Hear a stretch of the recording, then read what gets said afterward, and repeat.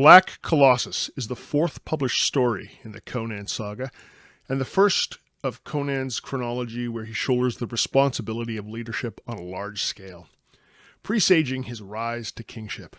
Half luck, half Conan's ability, except it's not luck, it's providence. You could argue that Conan is the chosen of Mitra. Black Colossus was first published in Weird Tales magazine, June 1933. Howard earned $130 for the sale of his story. By the way, that's about $3,000 in today's term. Let's get into it.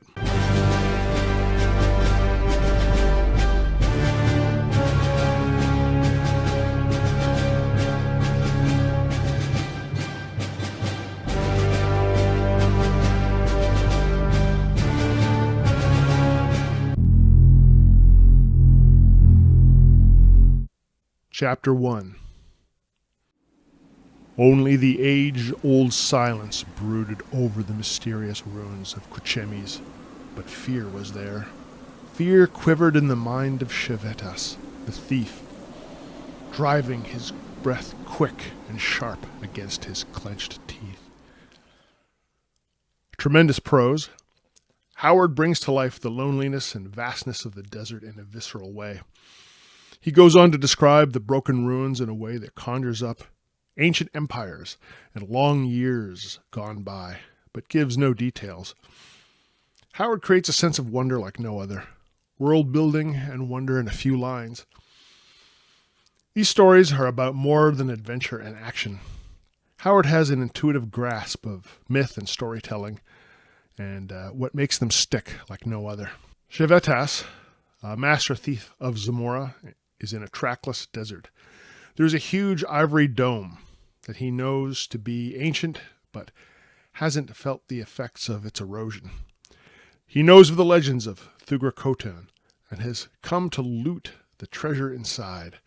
He's a scholar as well as an adventurer and a thief.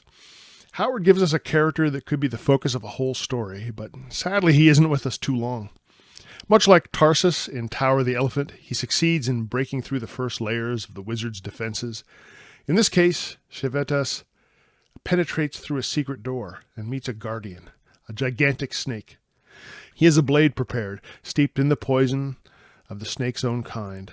The obtaining of that venom from the fiend-haunted swamps of Zingara would have made a saga in itself. He finds a treasure trove topped by a glowing red gem. Some mysterious force descends on him, and deathly silence reigns in Khoraja again. Chapter 2. Rumors spread of Natok, the Veiled One. Not just a desert raider, but a man who has welded together tribes, cities, and Stygian princes. The Hyborian nations ignore the threat, but in Khoraja they pay attention, as they will likely be the ones to bear the brunt of the attack. The young king is a captive of the treacherous king of Ophir, but the capable Yasmila, the king's sister, rules. Though Yasmila is capable, as we'll see, she is stripped of her pride and terrified of a supernatural horror that visits her. Above her, in the darkest corner of the marble chamber, lurked a vast, shapeless shadow. It was no living thing of form or flesh or blood. It was a clot of darkness, a blur in the sight, a monstrous night-born incubus that might have been deemed a figment of a sleep-drugged brain, but for the points of blazing yellow fire that glimmered like two eyes from the blackness.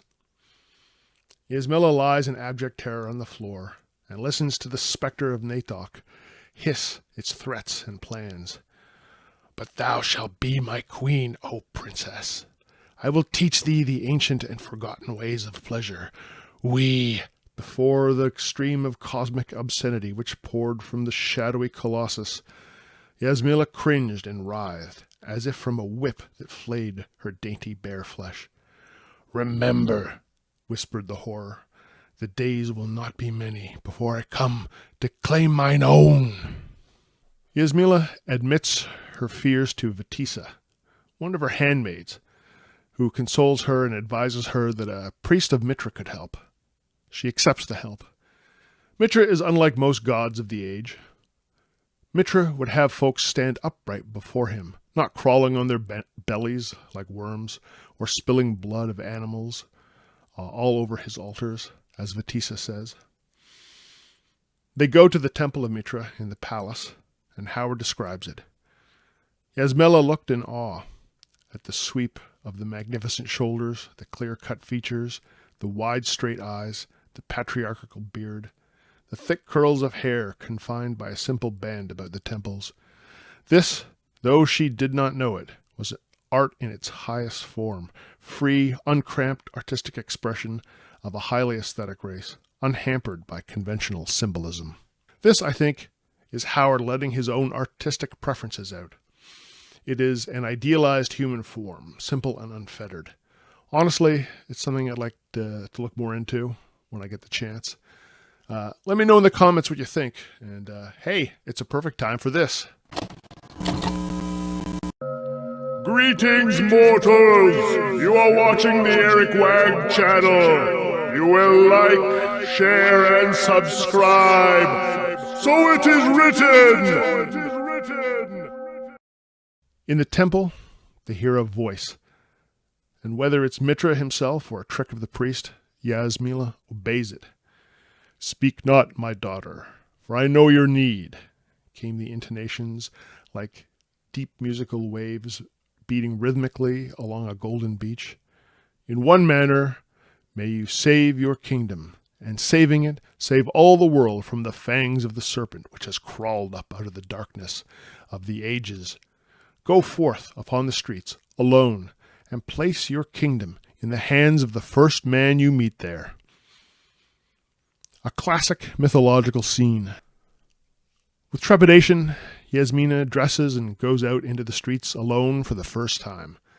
Every shadow seemed to hide a lurking assassin, every blank doorway to mask a slinking hound of darkness.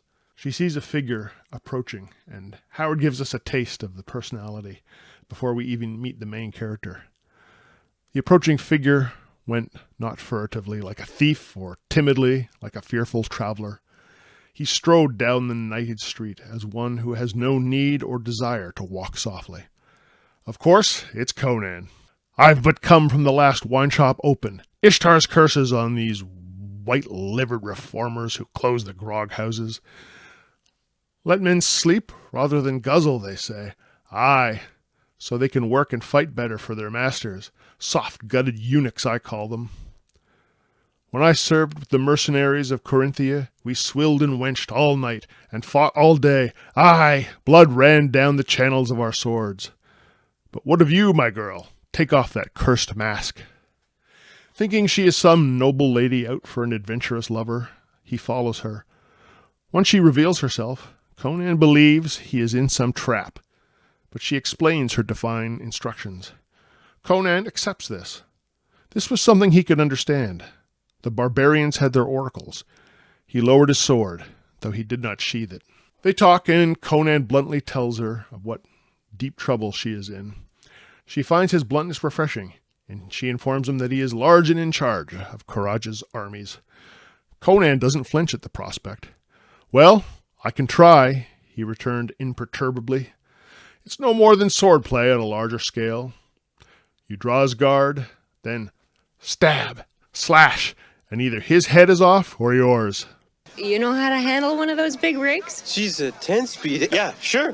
She summons her nobles and military men and hides Conan behind a velvet curtain. They argue about what to do, and then Yasmela yanks open the curtain to reveal their new general.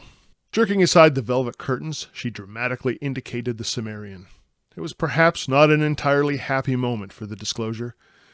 Conan was sprawled in his chair, his feet propped up on the ebony table, busily engaged in gnawing a beef bone, which he gripped firmly with both hands. He glanced casually at the astounded nobles, grinned faintly at Amalric, and went on munching with undisguised relish.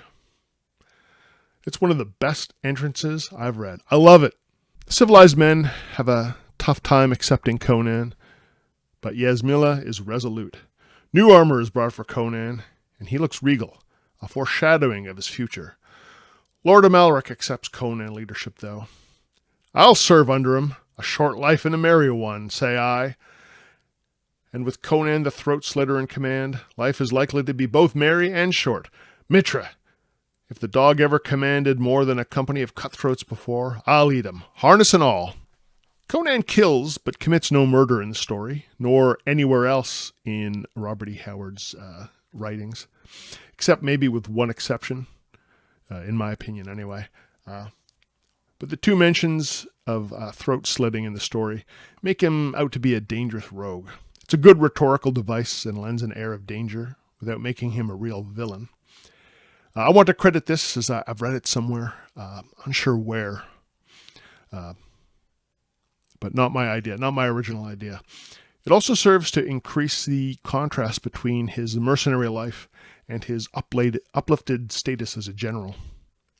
Also, the expression, a short life and a merry one, has a history and is attributed by some to the Australian bushranger Steve Hart, but also to the Welsh pirate Black Bart, who was the inspiration for the dread pirate Roberts. Amalric, Conan's only real supporter among the nobles, is impressed. By Mitra, said he slowly, I never expected to see you cased in coat armor, but you do not put it to shame. By my finger bones, Conan, I have seen kings who wore their harness less regally than you. Conan was silent. A vague shadow crossed his mind like a prophecy. In years to come, he was to remember Amalric's words when the dream became reality. Chapter 3. We get a description of the war host following Conan, and the mercenaries give a good bit of world-building color. Khoraja's knights and chivalry are on display. Khoraja is a breakaway nation of Koth, and both were inspired by, as far as I can tell, Byzantine culture. Although there isn't complete agreement on this, it fits well. Yasmila comes with them, not to fight, but to watch, and Amalric believes that she fears to stay behind because of Natok's deviltry. This huge army sets off to face Nathok. As they near the pass of Shamla, the princess comes to Conan's campfire. Princess, you should be in your tent. I could not sleep. Her dark eyes were haunted in the shadow. Conan, I am afraid. Are there men in the host that you fear? His hand locked on his hilt. No man, she shuddered. Conan, is there anything you fear? He considered, tugging at his chin. Aye, he admitted at last. The curse of the gods. She lays by Conan's side at the campfire. She sets aside her pride and lays on the ground, and Conan thinks nothing of it. A man comes to Conan and admits he is a thief. He even swears by Bel, god of thieves. He describes how he saw Nathok.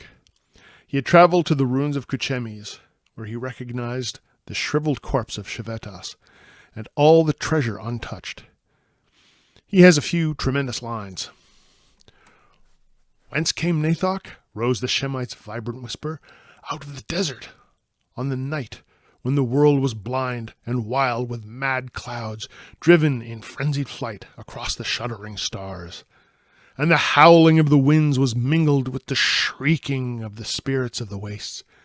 Vampires were abroad that night, witches rode naked on the wind, and werewolves howled across the wilderness.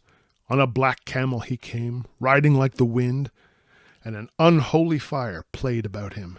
The cloven tracks of the camel glowed in the darkness. He shows them a 3,000-year-old coin that, as he reports, bears the exact image of Nathok. Conan and his army ride to the pass of Shamla.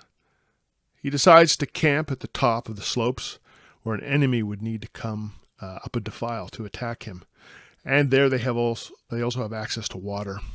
Count Thespides argues and decides against Conan's decision, and takes his knights down into the valley, as he doesn't fear a ragged desert swarm. 'Twere more knightly to ride out and meet them, he snapped. Conan knows better and shrugs. He understands the Count has a rough time taking orders from an outsider. This is the first time, publication-wise, where we see Conan making tactical choices which grind against the more civilized, knightly, but less pragmatic mindset. Conan sticks to his no-nonsense barbaric guns. A fog rolls in, and everyone recognizes it as unnatural. Conan is nervous at its appearance. He lays on the ground and listens to the earth, and he hears the ground rumbling. Horses and chariots, thousands of them. The ground vibrates to their tread. Ho there! His voice thundered across the valley to electrify the lounging men. Burgonets and pikes, you dogs! Stand to your ranks! The enemy is revealed as the mist rolls back, and they feign confusion. The headstrong Thespides gallops back up the slope and demands an immediate charge. Conan sees a trick and refuses. When a page sent by the princess asks why he's not attacking, Conan shows some critical development in his personality. "Because I am not so great a fool as he," grunted Conan, reseating himself on the boulder and beginning to gnaw a huge beef bone. "You grow sober with authority," quoth Amalric. "Such madness as that was always your particular joy." "Aye, when I only had my own life to consider," answered Conan. Nathok from the back of a chariot sows a line of glittering powder on the desert. When Thespides' knights reach the line, it explodes with an awful burst of white flame. The surprise kills many knights and dispirits the whole of Conan's army. "Flee! Flee!" he slobbered. "Who can fight Nathok's magic?" With a snarl, Conan bounded from his boulder and smote him with the beef bone. He dropped, blood starting from his nose and mouth. Conan drew his sword, his eyes slits of blue balefire. "Back to your posts," he yelled. "Let another take a backward step, and I'll shear off his head. Fight, damn you!" Conan's force of personality holds things together. Even still, Nathok's numbers and the madness of his followers overwhelm Conan's forces. But Conan devises a plan to attack their rear. "Amalric," he snapped, "follow this man. He'll lead you into yon outer valley. Ride down it. Circle the end of the ridge and strike the horde from the rear. Speak not, but go. I know it's madness, but we're doomed anyway. We'll do all the damage we can before we die. Haste!" Conan leads the front, and it's a bloody mess until Amalric's lancers finally make their surprise strike. They win the day, but Nathok has a last surprise. Then an awful scream rent the clamor. Up the valley, a chariot came flying, making nothing of the heaped corpses. No horses drew it, but a great black creature that was like a camel.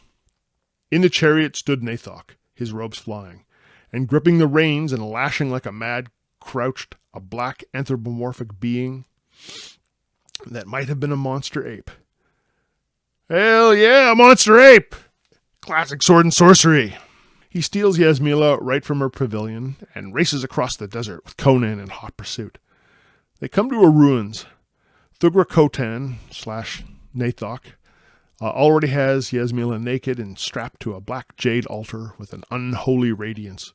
He gives a suitably villainous speech.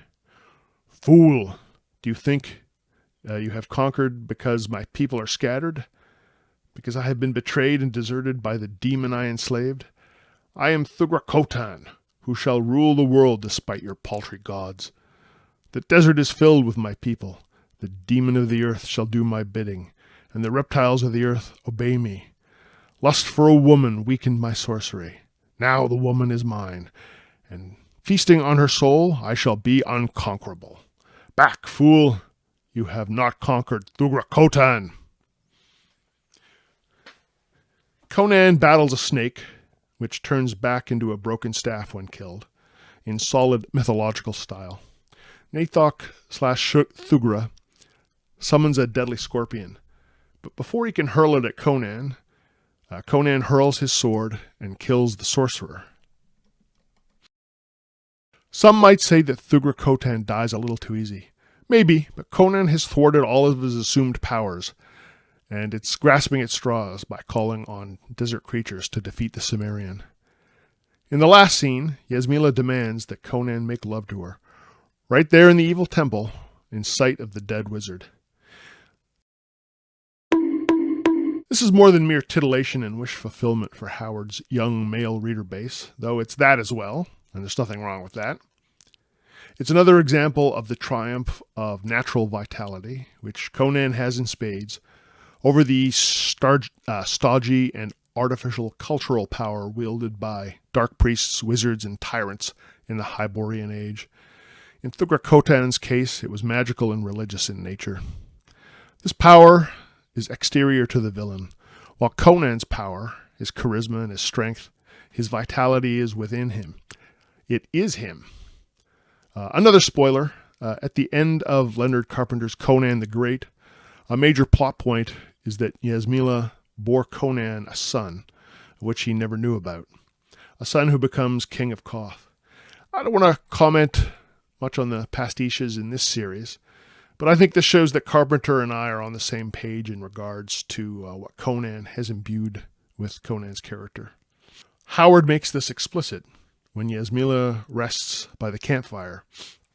With the firelight glinting from his blue steel armor, he seemed like an image of steel, dynamic power for the moment, quiescent. Not resting, but motionless for the instant, awaiting the signal to plunge again into terrific action. The firelight played on his features, making them seem as if carved out of the substance of shadow, yet hard as steel. They were immobile, but his eyes smoldered with fierce life. He was not merely a wild man. He was a part of the wild, one with the untamable elements of life. In his veins ran the blood of the wolf pack. In his brain lurked the brooding depths of the northern nights. His heart throbbed with the fire of blazing forests. Yasmila is a great character, and there's a lot of opinions out there. Object of desire, wise leader, damsel in distress, desperate and fearful girl, brave and determined. Yes, I think to all of these. And so one of Howard's best characters, realistic and broad in her characterization. She's wise in that she's running the show in her brother's absence. And though she isn't sure what to do, she hasn't succumbed to her many enemies' predations or to an opportunistic counselor. She shows great bravery in going into the city alone, unprotected, and she wisely questions Conan. Once her choice is made, she is not swayed by her court. The visions Nathok sends terrify her, make her desperate, and it's understandably so. Her instinct to seek the protection of Mitra is equally desperate, but she's not betrayed. Conan also has some great character development. Sword and sorcery is often accused of having no development. This might be largely true, as the focus is on exterior action. With Howard's Conan, we do see changes in the character that happen over several stories. And in Black Colossus, we see a transition from a mercenary to a leader. Of course, this gets 5 out of 5 Amazon stars. But what about in comparison to Howard's other Conan tales? Well, I'll give this 3 out of 5 flaming camels. This is a solid, fun story. Give it a shot. Thanks, everyone. Stay savage.